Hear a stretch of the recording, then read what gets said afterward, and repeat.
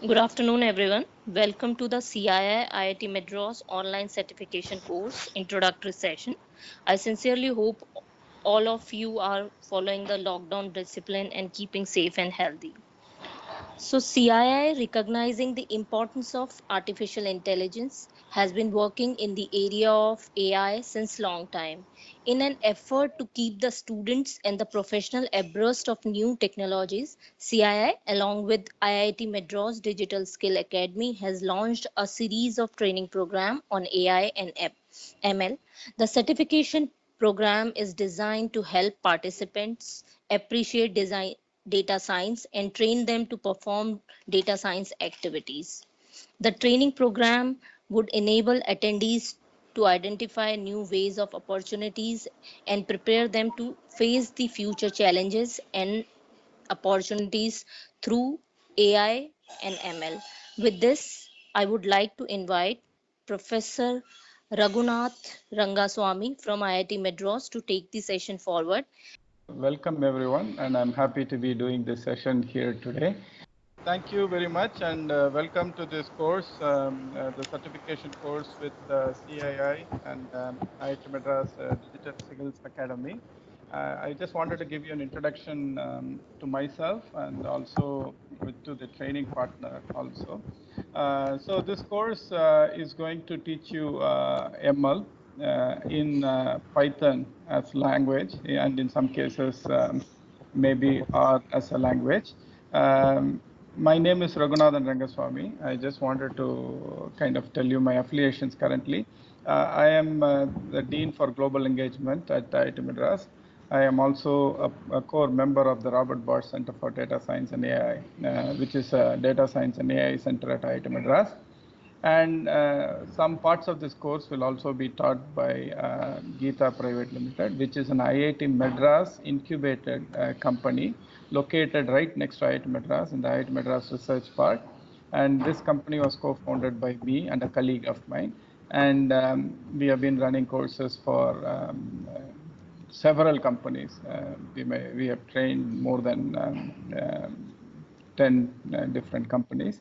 We have also currently in the process of training people from Ministry of Statistics and Program Implementation on data science and so on. So we have also trained folks from all over the world, from Asia, Africa, Eastern Europe, and so on. So that's a background for this, and we are very, very happy that we are working with CAI through the IIT Madras Digital Skills Academy to deliver this course. So that's the introduction.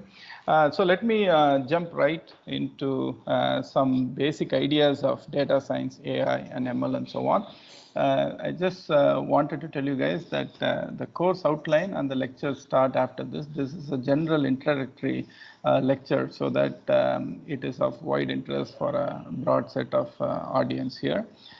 So we'll just start with a couple of terminologies that all of you might have heard, but you might be wondering what the differences are and so on. If we define data science, the broadest definition I can think of for data science is that data science is the science of analyzing raw data.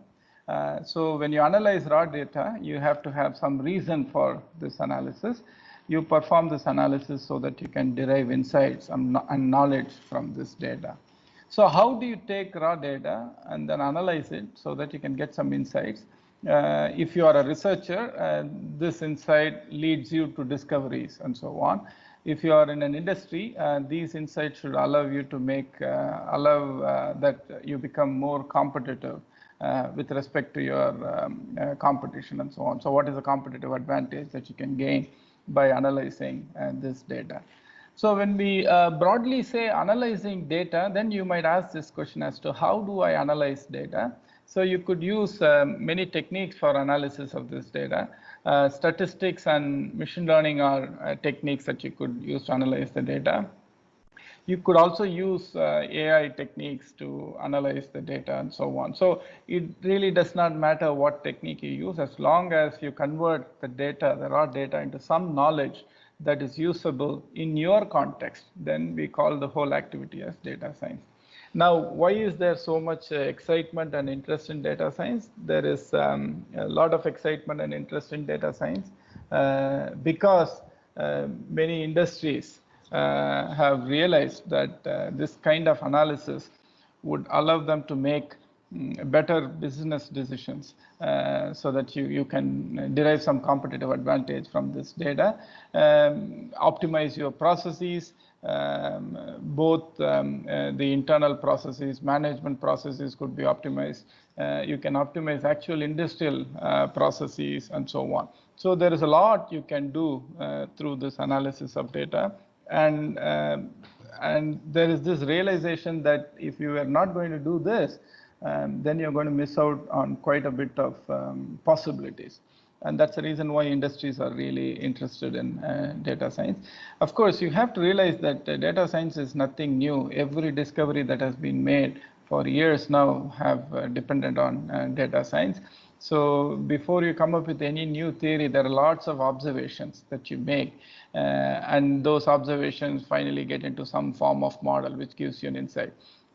Think about any mechanical engineering device such as a pump or a motor, right? So over a period of time, you could look at lots of data from these devices and then come up with some operational characteristic equation. So that is again somehow converting this data into knowledge. Now the difference is that there was not enough data before to do many of these things, but now we have tons and tons of data. Not only that we have lots of data, these are also coming from disparate types of sensors. So for example, you could get data from audio, video, gas composition sensor, flow rate measurements, pressure measurements, and so on. So now, since you have all of this data, you can actually make some sense of it. So data science essentially requires that you inspect this data. There's something called cleaning that you need to do. You need to transform this data into different features and so on, which we'll talk about in this course. And once you've done with that, then you have to model the data, analyze the model. Finally, all of this helps you interpret the raw data to come up with insights and so on. So this is the basic idea of data science. Now, I talked quite a bit about data, and I talked about disparate sensors giving you data and so on.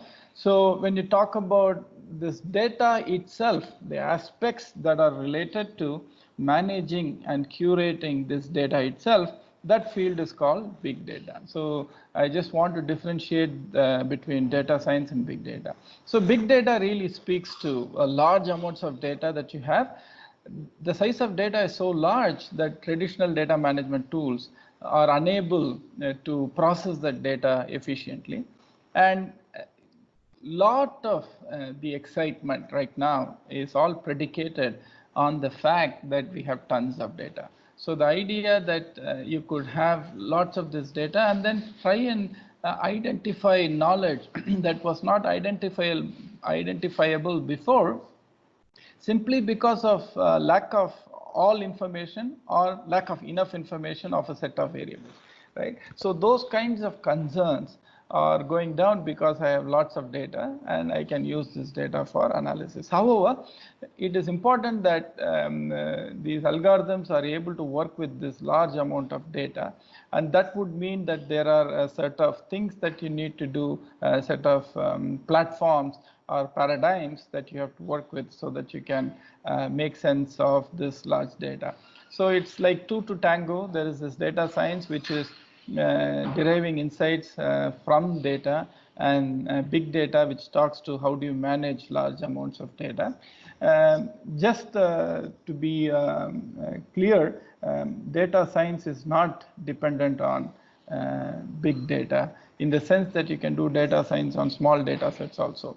In fact, for lots of the applications in the industry currently, we work with lots of industries through IIT Madras, and also another startup we have called Gyan Data, where we work with these industries, and many times we find that while there is a lot of excitement for data science and algorithms and so on, the data itself is really not big data. So what that means, what is big data, what number is big data, we will talk about this. But as far as an organization is concerned, big data is any large amount of data that their current setup cannot handle, and they want to come up with some other ideas and platforms and paradigms to address the data. But we find the limitation is not really in terms of big data, but it is actually small data. The limitation is in terms of actually posing the correct problems so that you get insights out of this small data that is meaningful for the concerned industry.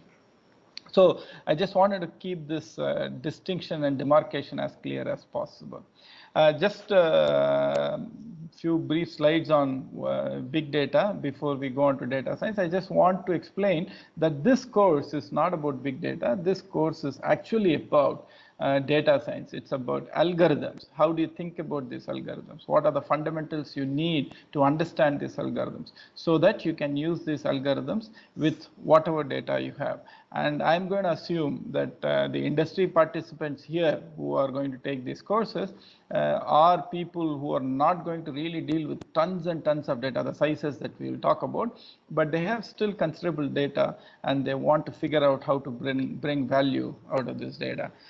For the students who are in the participants, all of these are interesting ideas.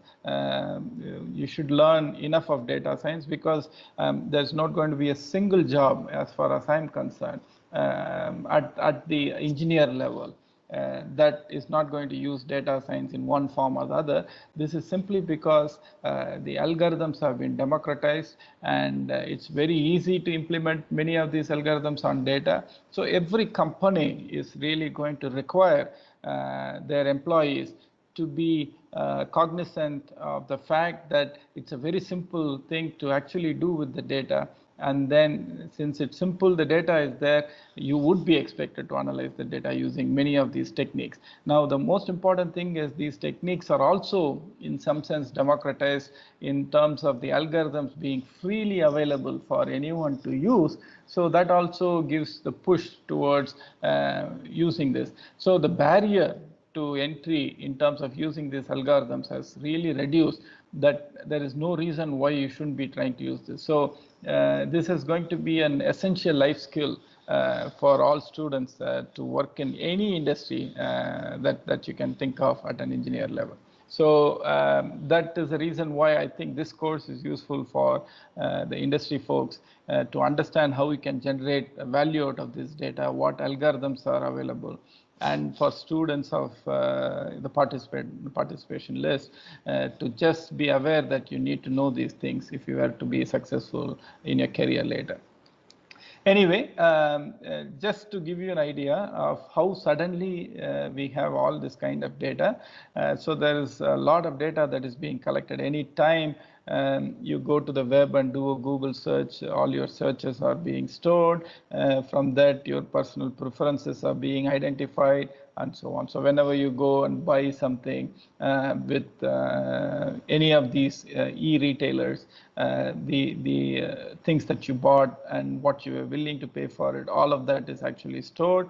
This is not only if you go and buy something off the net. If you go to a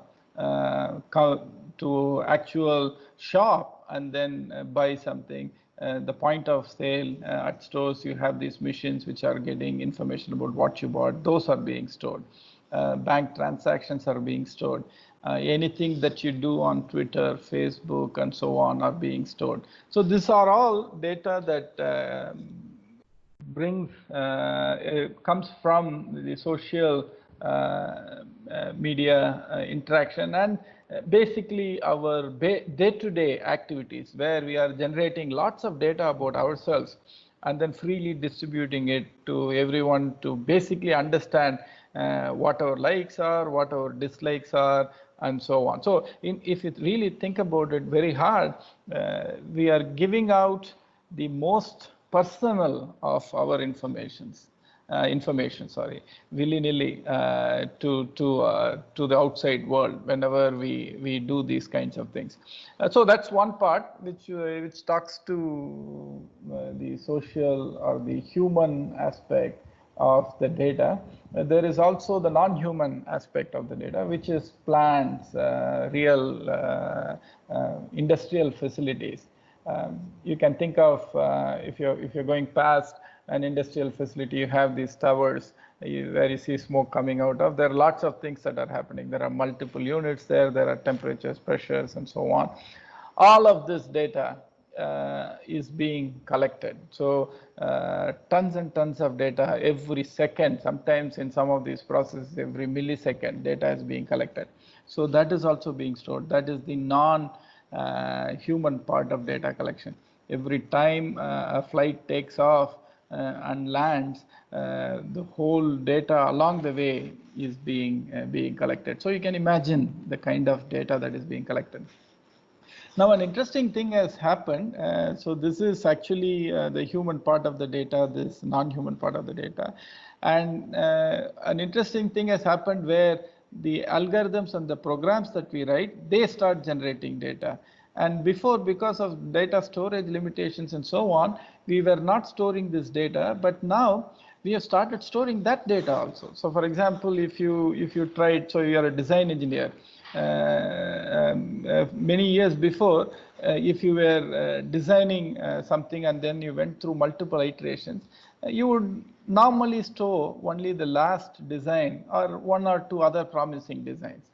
Now what is happening is that because the data storage is cheaper, and everyone is being told that data is valuable, so they actually don't even know what to throw out and what to keep. So this leads to a kind of a digital hoarding that is happening, where I might go through 20 different designs, and then instead of just holding on to the most promising design, I might actually save all the iterations or all the things that I tried.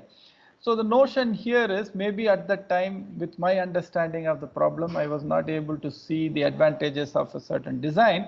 But later, if I run an algorithm on all the designs that have ever been tried, that algorithm might be able to find certain facets and features of this that is much more useful, that escape the human eye. So this really creates a problem now, because it's not just, all said and done, you have only 24 hours to go and be on social media, in the worst case, right? But an algorithm can be generating data at a much faster rate, because these algorithms actually analyze and spit out results very quickly. So that basically means that huge amount of data starts getting generated. Just to give you an idea, these numbers keep changing at a tremendous speed. Currently 2.5 exabytes of data is produced every day, and it's expected that by 2025 this would be increased another 20 times, so that you are producing about 463 exabytes. Just so that you know what these numbers mean, for example, now we have storage of terabyte, which is 1000 to the power 4 bytes. Now, petabyte is 1000 terabyte, and exabyte is a million terabytes. So when I go from 1004 to 1005, I'm multiplying 1004 by another 1000. And when I go from 1005 to 1000 power 6, I'm multiplying 1000 power 5 by another 1000. So it's basically a million terabytes of data that is 1 exabyte. So just to give you a perspective, if you buy a laptop with a terabyte of storage, this is a million laptops. So about 2.5 exabytes of data would be 2.5 million laptop worth of data that is being produced every day. And very interestingly, 90% of all this data was created in the last 2 years. And this I suspect is going to be the case even in 2025, because if you are producing 463 exabyte, then that data is going to be a lot more than what we are producing today. And in terms of how much data is a big data, there are multiple ways in which you can think about it. For a very large organization with very sophisticated tools, what they would consider as really big data is slightly different from an organization which is going to work with much limited resources and computational power. So the concept of how much data is big data, while one can say, when you go into terabyte or petabyte, exabyte, and so on, you have big data. It really depends on what your organization is. People have come up with various ways of understanding this big data, the volume of data, the speed at which this data is being generated by your organization, that's the velocity of this data. Variety speaks to how many different types of data you are generating. Are you generating video, audio? Are you generating unstructured text, structured text, all that? And veracity basically talks to how comfortable and confident you are about the quality of data that you're generating. So the reason why I spent quite a bit of time in terms of the data is because I just wanted you to understand that all this excitement about data science and ML essentially comes because of four real technology trends that have happened. So the first technology trend is really that the storage costs have come down dramatically. So you can take a pen drive now and you can imagine the amount of material that you can store in that and the cost of that. So the storage costs have come down dramatically. So what has happened is, in 1980s, even if you could have generated a lot of data, the cost to store the data was prohibitive. It's like something like this. If you have an apartment in Mumbai and a house in some village, the kind of things that you would choose to keep in an apartment in Mumbai where you are really cramped is very different from if you have lots of space and you can keep a lot more stuff. So when you have lots of space, you keep hoarding stuff. But when you have to really live in a one-bedroom apartment, four people there, then you really think about whether I need this, I don't need this, and so on. So what has happened now is because of the storage costs coming down, you could pretty much store anything that you generate, and people keep storing. Another interesting insight is when I was doing my PhD in 1990s, we used to very diligently keep deleting emails because after a while, if the email size becomes very large, we'll have difficulty getting new emails. Now, most of us, I've been in IIT Madras now for 9 years. I think emails from 2011 when I joined as a professor at IIT Madras to now, many of those I still hold, and I am sure about 99% of the emails that I have in my inbox I've never seen and I will never likely see, but I'm very worried about deleting it. And all of us can appreciate this. So that is simply because the cost has come down. So that's one technology trend that makes this difference. The second technology trend, which is incredibly powerful, is this mobile phone and the ability to generate data anywhere and send the data anywhere, right? So if you had to simply, if this were not there, for lots of data you generate, let's say, but you have to physically transport that data from one place to another, or you have to write it down somewhere and transport it, you're not going to store as much data because it's not physically possible to generate and store this data. But because of this communication technology improving tremendously, the amount of material that you can send increasing tremendously, it allows me to generate data at any point and send it to any other point for it to be stored and so on. And this is only getting better with 5G and things that are going to come down the pike.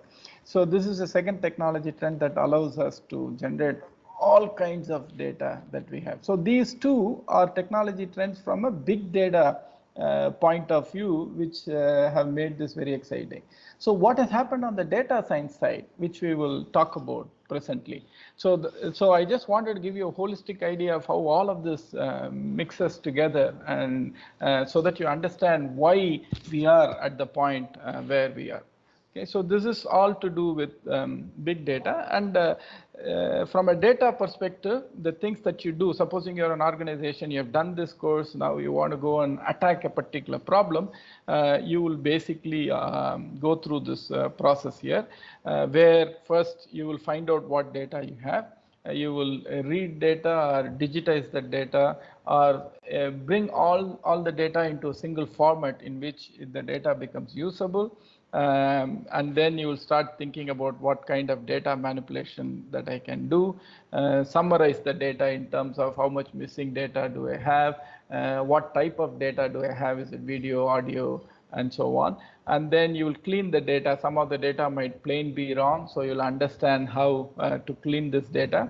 And then once you clean the data, you will visualize this data, do some plots and nice visualizations to understand the data. And finally, you will derive insights from this data. So right from generating this data and going all through this to get some insight, you go through these steps. Now, the third technology trend becomes very, very important here, which is if you were to do this manually, and if you were to write codes for each one of these, for every data set that you have, again, this field would not be where it is. So you don't do this manually, and you don't do this case by case. So the way to think about this is there are some generic tools that have been developed now, and these tools have become so easy to use that you can start in your organization looking at this data and then trying to see what I can do with this data. So the third technology trend, which is very, very important, is democratization of software. If you think about R, or if you think about Python, both of these are open source. The difference is Python is a little more popular now, and lots of people are working with Python, and there are certain reasons for it. I have slides here, but I'm not going to have time to go through that. But the two main programming platforms that people are using are Python and R. In fact, R was even more popular about 3-4 years back. Now Python is the most popular package. But R, in some sense, in cases where you're learning data science first time, it's easier to use. Python is not much harder, but if I were to compare between these two, I think R is easier to use. However, the most important thing that I want to say here is that these are open source, and not only are they open source, they are platforms which allow people to democratize their ideas. So for example, if I am generating a new machine learning algorithm, the way I talk to the world is by making a package out of this algorithm and then putting it in either an R platform or a Python platform for someone to take it and use it. So in other words, all the intellectual effort and the hard work that people are doing all over the world, it can now be packaged and used by anyone in any corner of the world, right? So imagine the power of this. So when I started my PhD, every small bit of code I had to write, every small algorithm had to be generated. Now the most sophisticated algorithms are available as open source with a library call. So that's a kind of power, that's a third technology trend, where the software platforms have been figured out so well that you can deliver your results very, very quickly, and people using a library will not go through 100 errors and find problems with that and so on. So there are all of these other frameworks that allow testing to be done, clean code to be put in, so that I can simply borrow this library from this and work on this. So I told you about this 4, of which I've already addressed 3. The first one is the data storage cost has come down. Communication has really improved, which allows a lot of data to be collected. So that is a big data part. But if it takes a lot of programming, a lot of manual work to derive insights out of this data, then again, it's not going to be useful. So from a data science viewpoint, this democratization of software is a very, very important thing that has happened in terms of using this data in data science. Okay, so the last technology trend, I'll come towards the end, but before that, assume in our journey in terms of understanding all of this, we have done all of this, and then basically we are ready to derive insights from the data. We have cleaned the data, we have visualized the data, we have understood what the data is, we have plotted something, we see some trends, and then we have some gut feeling about maybe this is what is happening and so on. And now we are ready to derive insights from data. So how do you derive this insight from data? So I'll go to the basic definition. So this is again part of data science. So I hope you are understanding the difference between big data and data science, and the technology trends that have really helped big data and the technology trends that are helping data science. So when we have this data and then we want to derive insights from the data, for years we have been doing this, and this is nothing new. Any big discovery has a lot of data that is behind it. And traditionally, till the computers came, we were basically taking small amounts of data, doing some simple calculations with it, whatever calculations can be done with pen and paper and so on. So the original ways of generating insights from this data, I can broadly classify them as of two types. One is basically doing some statistical calculations with this data to derive some insights, or an alternate approach is to do some actual physical modeling of this data to derive some insights.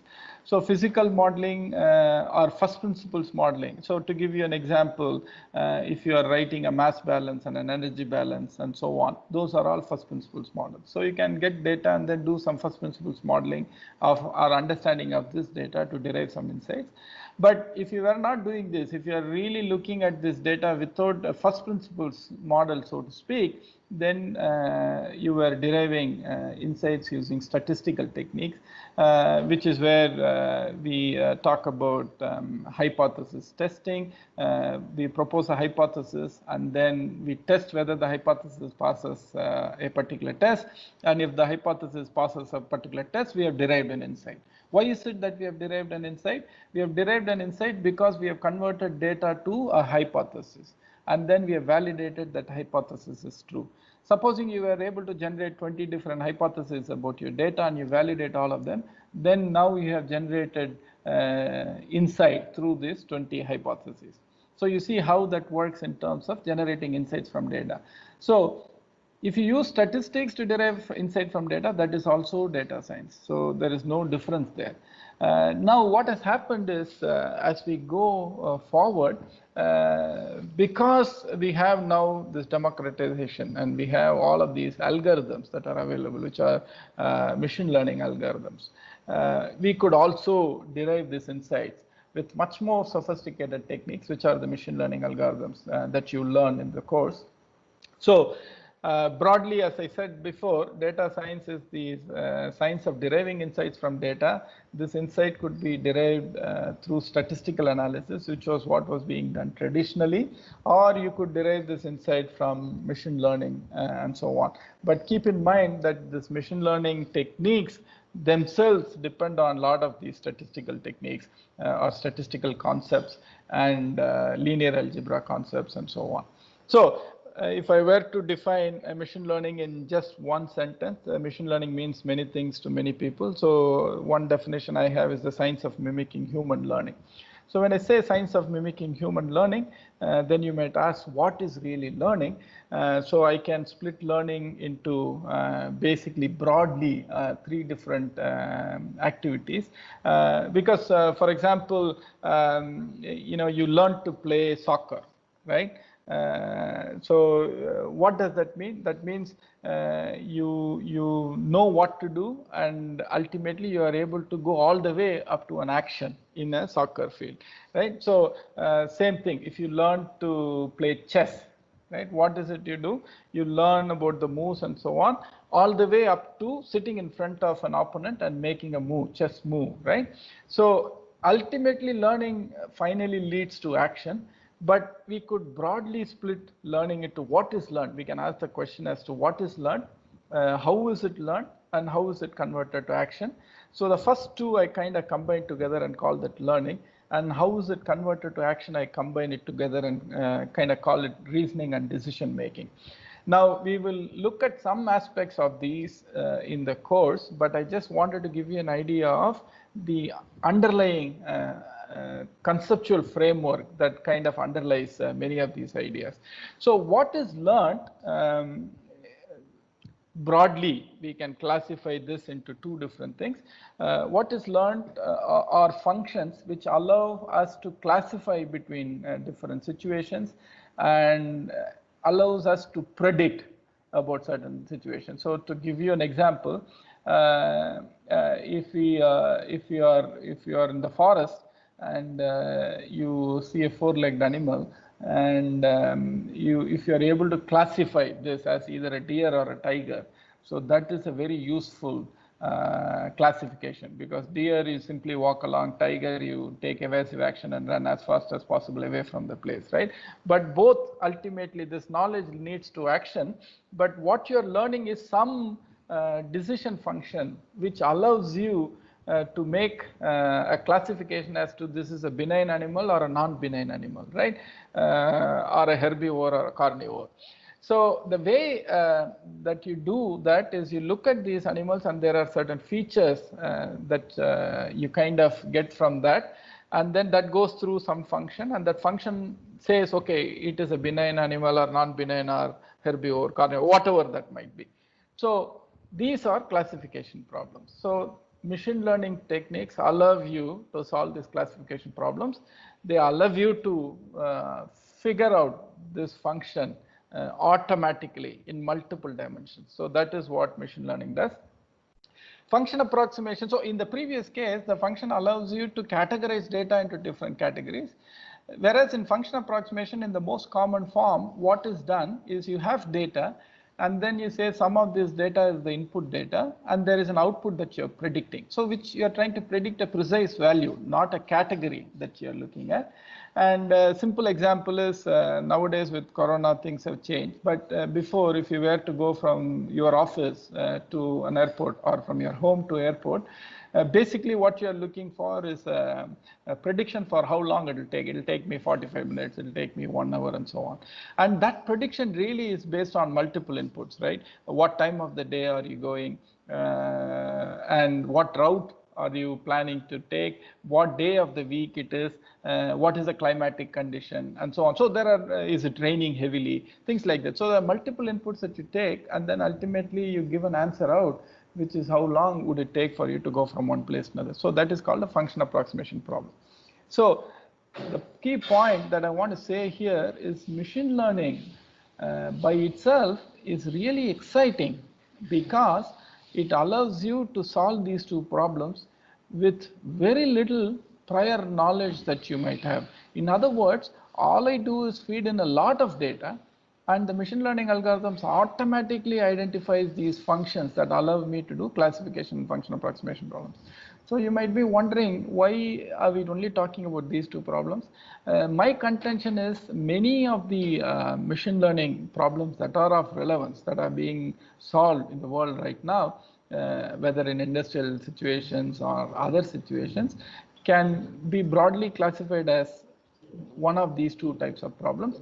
Even if it is not broadly classifiable as one of these two types of problems, if you break down the original problem and you break them down into smaller subproblems, you can identify the smaller subproblems as being either one of these two. And in fact, almost all machine learning techniques are only solving either a classification problem or a function approximation problem. So just to give you an example here, I've put problems from multiple domains to tell you the universality of these machine learning techniques.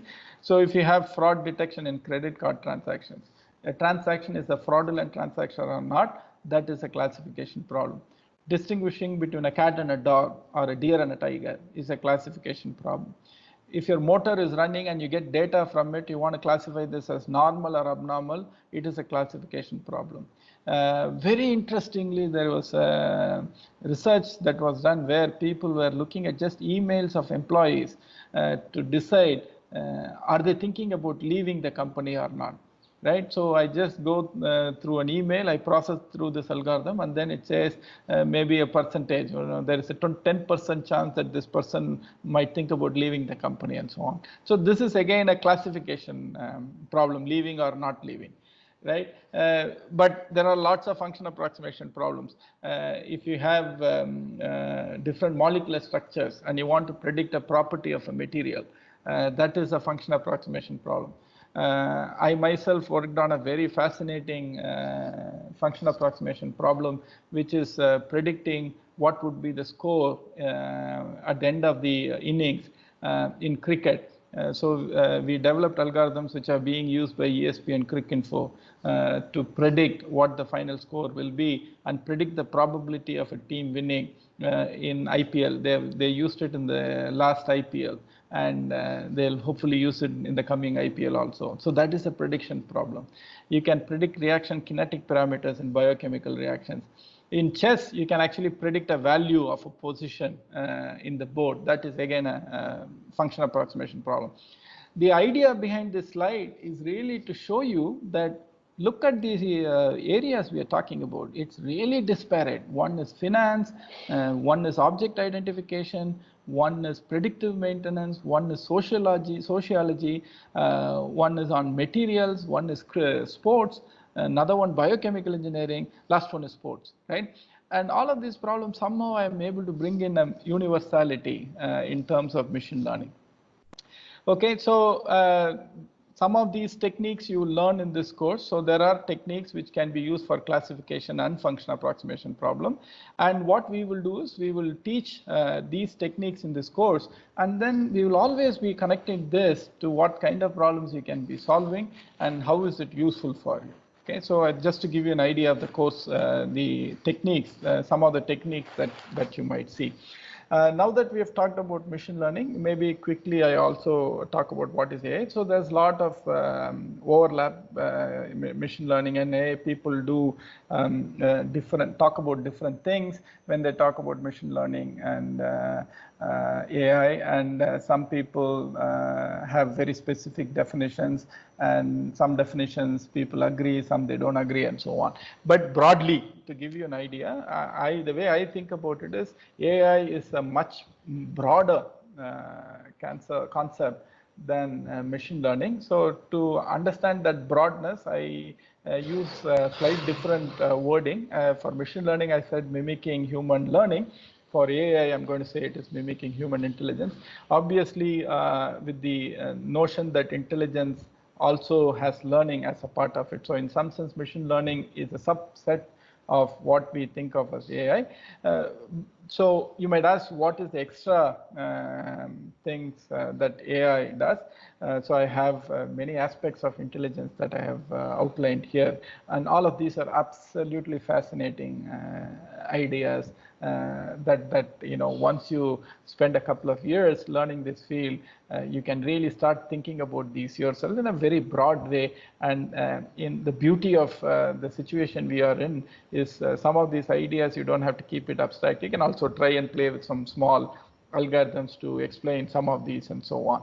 So just to give you an idea, aspects of intelligence could include leaps of insight. So what is a leap of insight? Only one thing I'll tell you here because we're going to run out of time soon.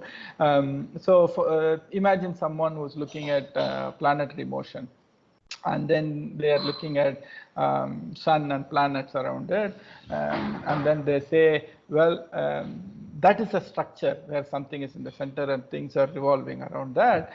That is a structure that is preserved across scales, and they get this insight. They have understood planetary motion, and that suddenly that insight comes that maybe this is the same structure that works with everything in the world. Maybe the universe is also having some core and things roaming around it. Maybe the chair I'm sitting in at the smallest element also has a similar structure, maybe an atomic structure with proton and neutron and electron spinning around in different orbits around it.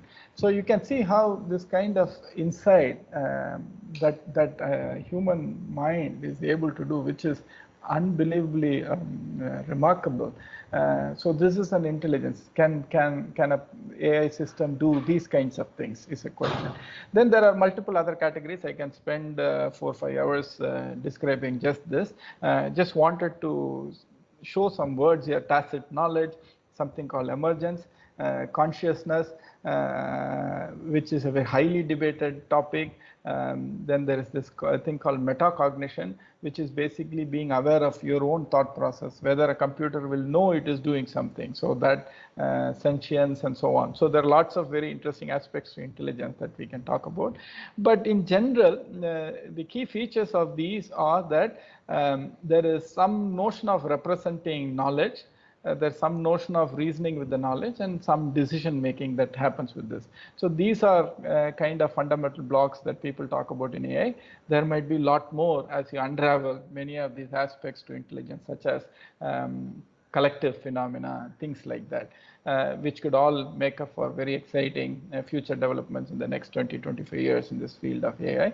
But the key point that I want to make is AI in its full glory is still very difficult to realize. Where all this intelligence is there. So there's some notion of artificial general intelligence, and if you ask experts how long it will take, the people who have predicted 18 years, I think, all the way up to many hundreds of years. So, so when we will get this artificial general intelligence, which is what is things that you see when you see shows, binge watch shows like Person of Interest and other things, we will have to see when that really happens. However, ML is a very narrow applied AI that is of very big use now, and it's already penetrated multiple industries, and the usage of this is only going to improve over the years. So I'm going to end with one last slide, which is a very interesting idea of the fourth technological development, which has really made all of this very exciting. So we talked about storage costs coming down. We talked about communication increase bandwidth, increase speeds, and so on. So all of that allowed big data to be collected. And then we talked about democratization of programming platforms and algorithms being available as soon as they are developed. So that allows data science to be practiced by almost anyone now. That democratization is very interesting. The last thing which also allows data science and AI and ML to be as effective today compared to about 30 years back is the increase in the computational facility or the computational power that is currently available. So just to give you an idea, the numbers are here. A supercomputer, what it could do in 1985, a watch, Apple iWatch can do currently today. So that's a kind of computational power improvements that have been made in the last 35 years. And the reason why this has happened is simply because of what is called Moore's law, and that allows you to put smaller and smaller chips into these systems that you develop, and which allows you to be incredibly more powerful computationally, given the same real estate. That's the reason why you had really large computers before. Then they became smaller desktop, laptop. Now your phone is in fact a supercomputer which does so many things. So this is a fourth technology trend that has made all of this very exciting in the current.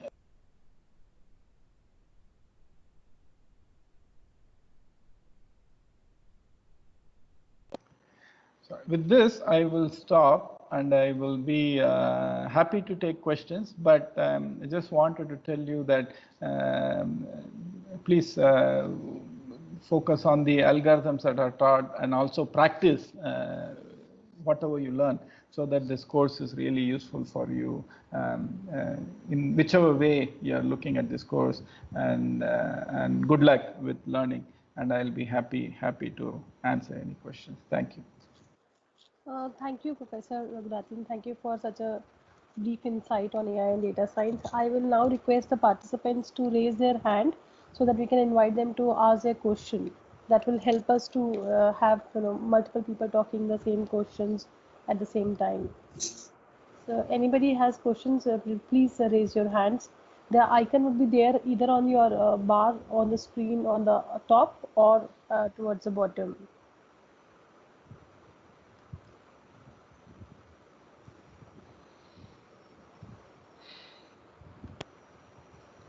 Any questions by anybody? So Gandhi Vijay Kumar has raised his hand. Yes. True. Yeah. Yes, Gandhi, go ahead. I could only listen on some things. I could not listen for all things today. I'm sorry for it. Meaning your system didn't work, or? No, my system is no problem. System is correct. No problem. What we will do is we'll share the recording with you. We have done the recording of the session. We will upload on the Moodle, and you can view the recording later on. I mean, correct only. Sorry? Okay. Right. Anybody has any questions on how on the course content? I think, or anything else? Rachna, I think 3 people have raised. Can you ask Sangeeta one by one to ask them the questions? Mr. Thomas, could you please? And what am I going to be learning through this course? So Thomas, you will learn the basic programming language in which you can implement machine learning algorithms. You will learn a collection of algorithms which will represent problems of classification and functional approximation that you can solve. And there will also be case studies which will allow you to understand how these algorithms are deployed in specific instances. So all of this you should be able to learn. Thank you. Mr. Pankaj Kumar. Thank you. Sir, so we need to brush our skills on Python as well in parallel while we are doing the course, or it will be a part of it? It will be a part of it. You will be taught Python with the course, and there will be assignments and so on. And you will be able to ask questions when things don't work and all that. Sure, thank you. We marry Boinia.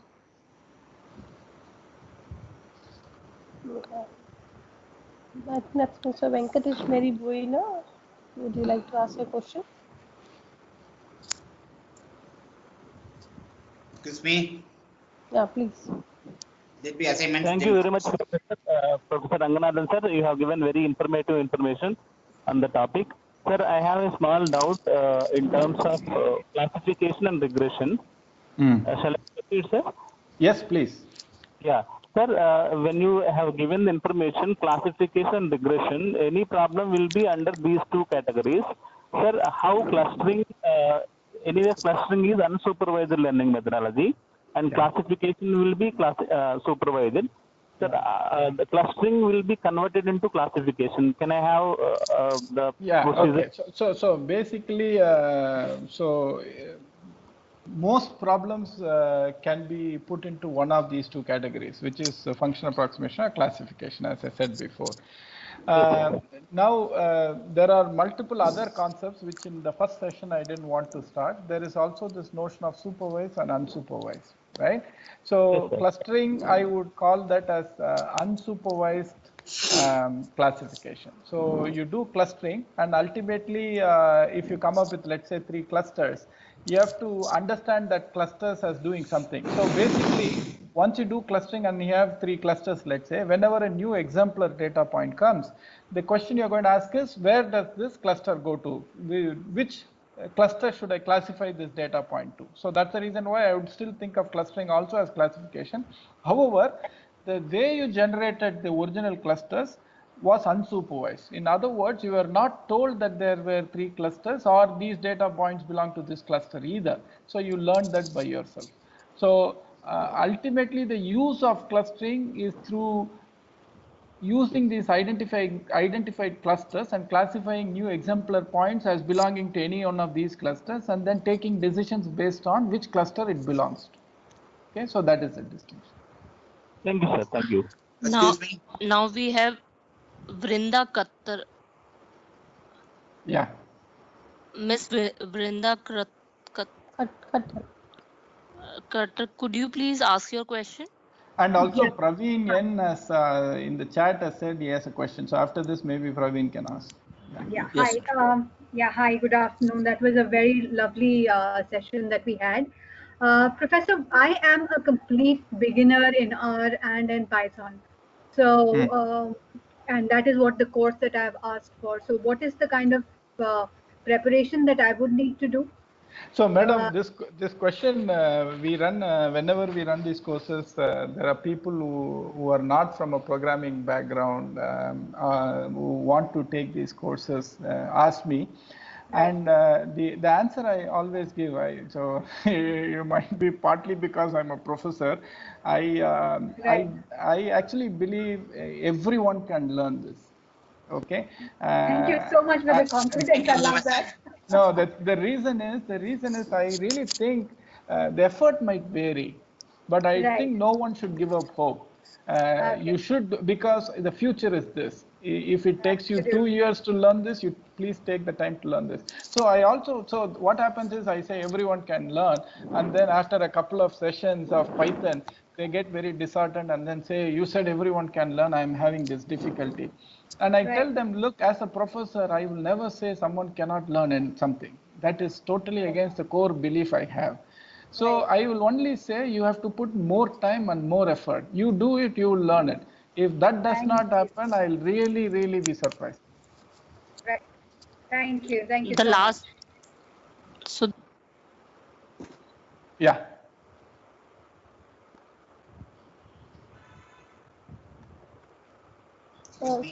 Sangeeta, you went on mute, I think.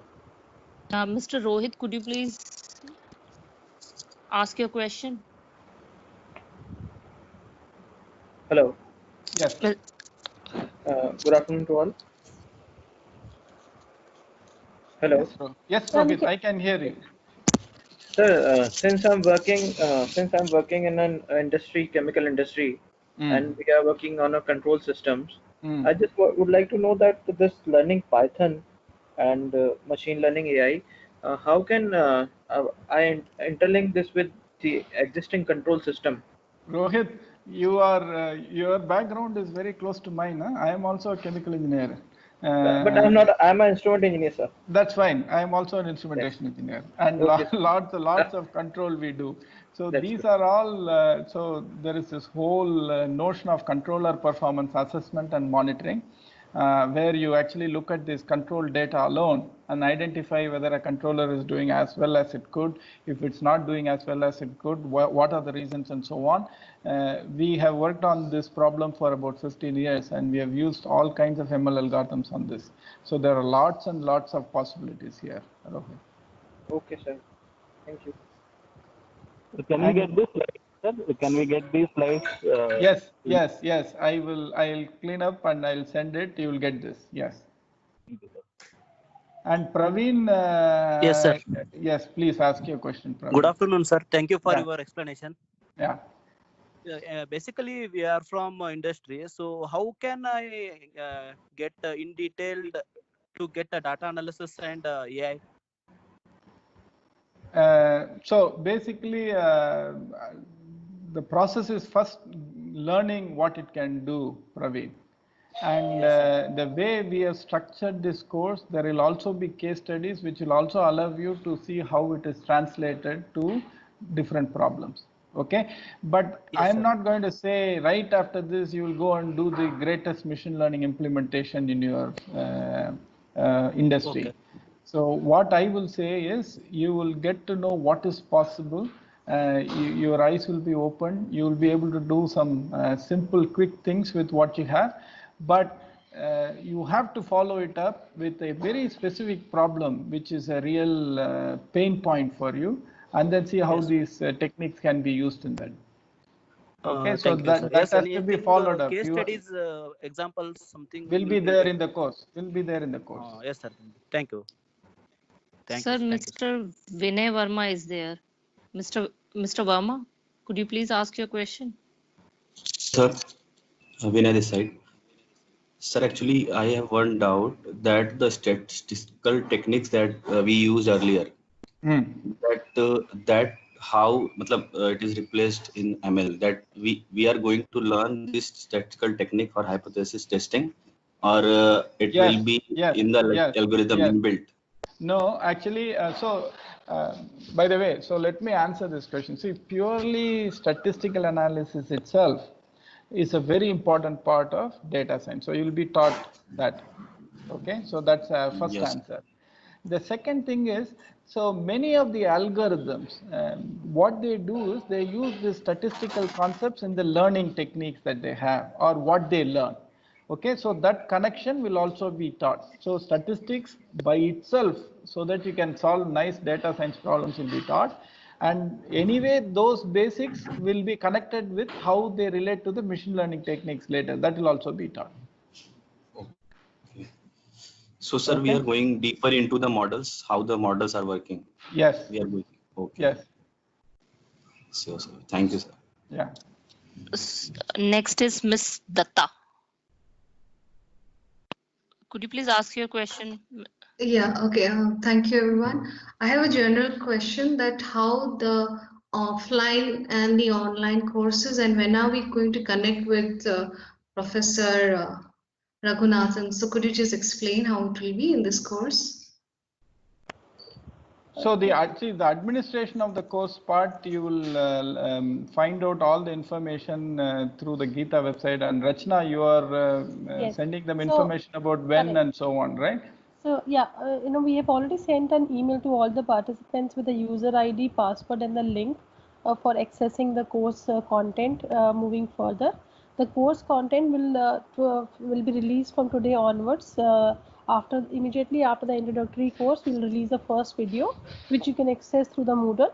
And going forward, every Friday the videos will be released. The videos will be of 3 hours. It's not going to be a one video. It will be quite a few videos, which will summate to a time of 3 hours for the participants to finish during the entire week. And every week, 2 times the training assistants would come for the live sessions to help the participants with their queries, or if they have not been able to comprehend something, they will help them to understand those particular things.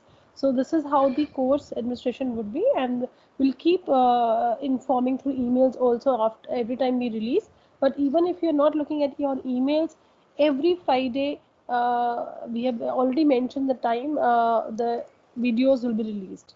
In case somebody has not got their user ID password, though we have sent it to everybody already, but if somebody has not received it, so please email it back to us, and we'll ensure that you are responded immediately on that. In the email, we have also shared the number of the colleagues from from Gita, who will be able to help you in case you face any challenge to set up, install Python or R in your systems. It is important that before you go through the videos, you install Python and R. The setup guidelines has also been sent along with the user ID and password to all the participants. Again, if somebody has not received these details, please write it back to us, and we'll forward the communication which was sent to you.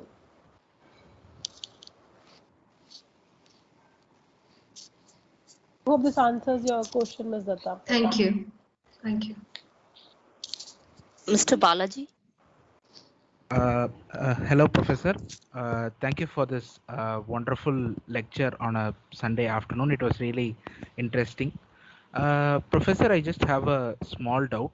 Yeah. So you were talking about the size of the data that is analyzed for as a part of data science and as a part of big data. That is, the volumes of the data actually change. So how much of the difference in the volume of the data would it actually affect the accuracy of the decisions that we make for the companies that we actually work for, or to find any problems or something? Does the difference in the volumes actually affect the accuracy of our decisions? I just wanted to know this. Thank you. So that's a very good question, and the general answer is not possible, Balaji, because supposing you have a certain amount of data and that data is so informative that it has captured the underlying relationships between these variables, then that data is good enough for you to get good accuracy. Whereas if the data that you have is not representative enough to capture all the underlying relationships between these variables, then you have to add either more data in terms of more data for the same variables, or you have to increase the number of variables that you're measuring so that you bring in other information that is going to make a difference. So before starting a project, you can never answer this question, but we will teach you how to measure accuracy and then see whether the accuracy that you have is good enough, or is it even possible to get better accuracy. How do you think about these questions? All of those we'll teach in this course. Thank you for your answers, sir. Thank you. Excuse me. Yeah. When is the next class? So, sorry, what's your name? My name is Gandhi. Gandhi. So you heard the answer to the question before, Gandhi. So the videos will be released Friday. Yes. What time? Rachna is, I think. Gandhi will make a call to you and explain to you over phone, I think. Okay. Yeah. Thank you for I'll do that. Thank you. Rachna, this is the last question. Okay, so I think all the questions are over, Professor Raghu. There is Vinay Verma, Annie, that all have asked. They have asked their questions. Excellent. Okay. Excuse me. Yeah, ask, please go ahead. We said assignments will be given then. Assignments then. Sorry. Yeah, assignments will be given, Gandhi. I think Rachna, you should talk to Gandhi over phone. Yes, separate. yes, we will do that, sir. Okay. So I think with this we can conclude the sessions, Professor Raghu. If you want to mention anything further to participants, maybe anything which you want to highlight to them when they're going through their course content, what they should focus on, anything you want to give, any good tips to the participants? Sure. So first I want to thank all of them for taking the time again. It's a Sunday for me and it's a Sunday for everyone else also. So I really appreciate all of you taking the time to be here. I really wish, so the reason why we are running this course is so that you all benefit from this and are able to take what you learn out of this into practice. So my suggestion is to look at the videos as soon as possible, because you're also doing this outside of your work. I understand that, but the videos are released on Friday. I would really encourage you to look at that during the weekend, and then please make effective use of the TA time. So don't feel shy about asking any question. The only way I have learned is by asking really stupid questions, at least what I think are stupid questions, and that's the only way you will learn. So don't feel shy about asking any question you have, and do the assignments, and I think you will benefit a lot. We have done this course in these types of courses, and we have had people learn and be able to implement things and so on. So it is really possible.